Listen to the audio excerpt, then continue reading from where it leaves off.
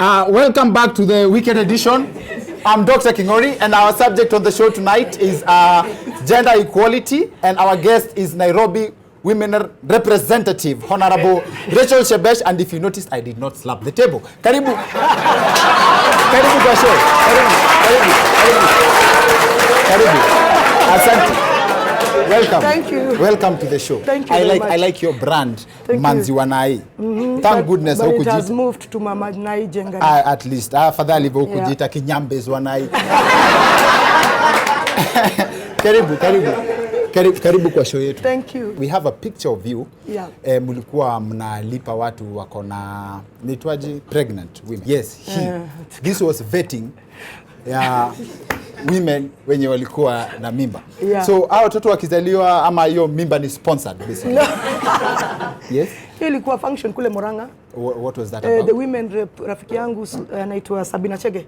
Akona program ya kupromote women to give birth. Yes. Ukikumbuka vizuri Murang'a, Kiambu nini, there has been a lot of alcohol problem ile ya second generation where people are not giving birth. Drunken masters, yes. Because, you know, so, that was a program in Murang'a, sio Nairobi. Okay. Na sasa mlikuwa mnajuaje difference ya mimba na kitambi? Tunajua si ni wa mama. That goes. And you didn't have any men sneaking in hapo na mawivu? No. No, kukua. Sawa. Our subject on the show is gender equality, gender balance. Your bill mbona ilikuwa ma parliament? Because of men. Because of men? Yeah, wanaume watakangi wa mama in leadership. They want them somewhere else, but not in leadership. Sawa. And na mko wengi sana. First of all, 47 women reps. Yes. Okay, now most people don't understand kazi ya women rep exactly inakuanga gani? It was exactly the same as the men.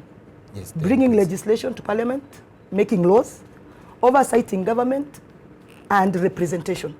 But representation yetu ilianza 1.5 years ago only because huwezi represent mtu kwa ground bila kumfanyia project, bila kumsaidia, bila kupatia basari. Okay. So if you are just on the ground doing nothing, then of course you are a weaker person. What do you think is the problem? Mbona not all women can run and still get the seats? Effort yako vile. Because you know, a woman must do 3 times what a man does in politics.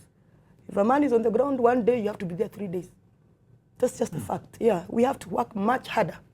And not many women are ready to be called names, you know, to go through the kind of nonsense we go through. Not many women are ready. And most of all, not many families or even husbands are ready. So, you know, to get a woman out there going for a seat, for example, like Joyce Laboso, Anne Waiguru, Martha Karua going for governor, those are women and a half. Women and a half. Okay. So what a man does, you're supposed to do 3 times. Yes. So ukisikia Maina Kageni alikuwa hapa na ameacha 1,000. Nitakuja na 3,000. Okay.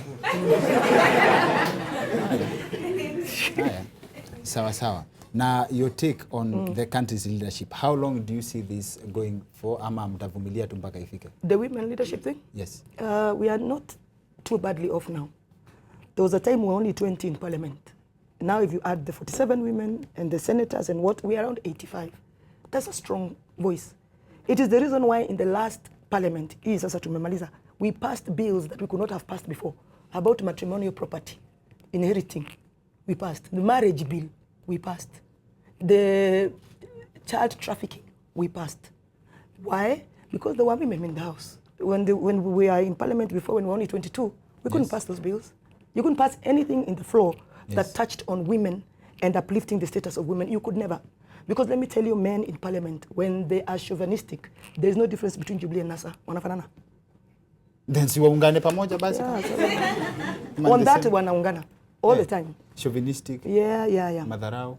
Yote. Wakon, hiyo ni manifesto ya combination. Huwezi jua difference ya Duale na Midio saa ile wanafight gender bill. I am really hoping that one day we are going to have a woman president. I'm really hoping. And let's say it's you, because I trust you have political ambitions. If I were you and then I become president, this is me thinking. Me unajua hata siendi kuvai. I would employ a police unit to slap the governor. Like governor anaamka asubuhi Mwambia bwana gavana, tunangoja mashavu yako hapa kwa yes, wakuja people wanashinda hivi usiku. Okay. That would be me. No, that's not me. You know what? Kidero is an individual. He made a mistake. He paid for it.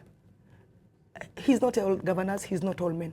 So I never want to generalize the issue of Kidero because it's an individual problem, which I believe he has sorted because it's an emotional problem. Yes. You know, you can't slap a women rep in front of cameras and you're okay. Something must be wrong with you.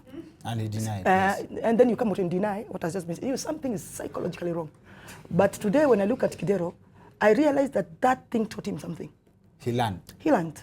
But how do you know he has learned? You should go to his office again and try the whole experiment then.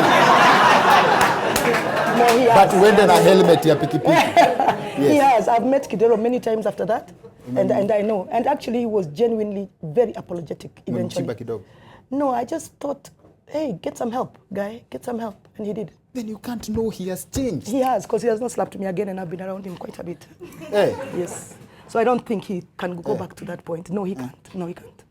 And by the way, but you're friends now. You're friends now. Yeah, we are political. So mtu akikuchokoza in politics, you could say, we wachana mimi nikutie Kidero. No. Yeah, maybe I can do that as a joke. Yes. Mimi nimesema what I would probably do if I'm president. And these are jokes. If I choose to run for president, this is a comedy show. Now, what do you think you would change first? I would immediately move from 30% to 50-50. 50-50. My government would be 50-50. With no apologies. If someone not wins the 1/3, not the 2/3, it would be 50-50.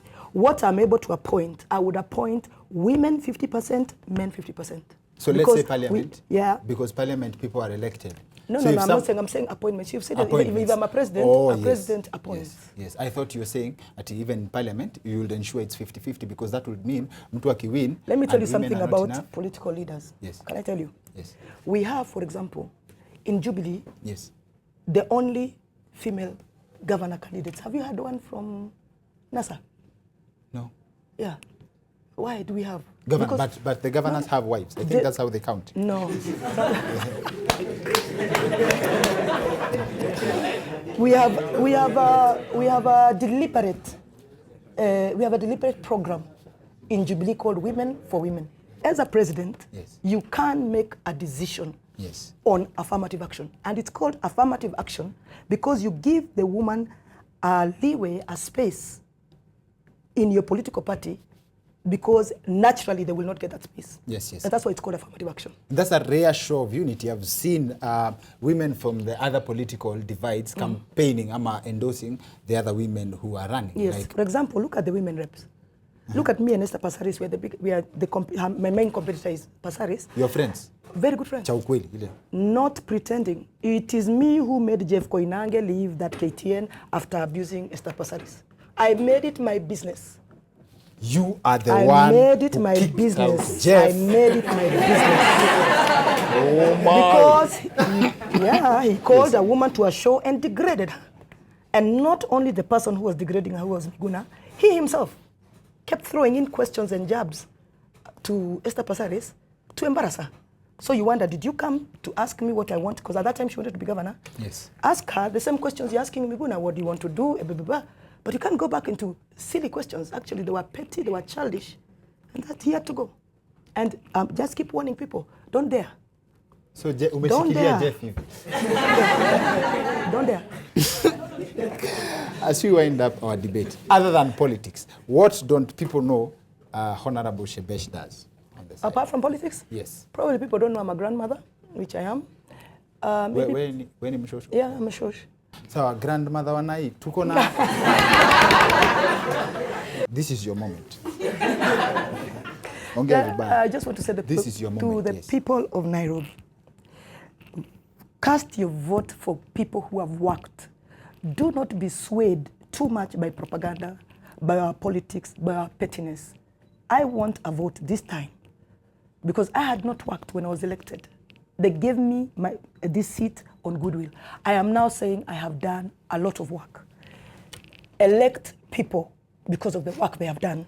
Round of applause for Mheshimiwa. Thank you. This is a very tricky interview. Hata huwezi sema wapi makofi ya mheshimiwa. Now, thank you very much. That's it for the weekend edition. See you next week. My name is Dr. Kingori.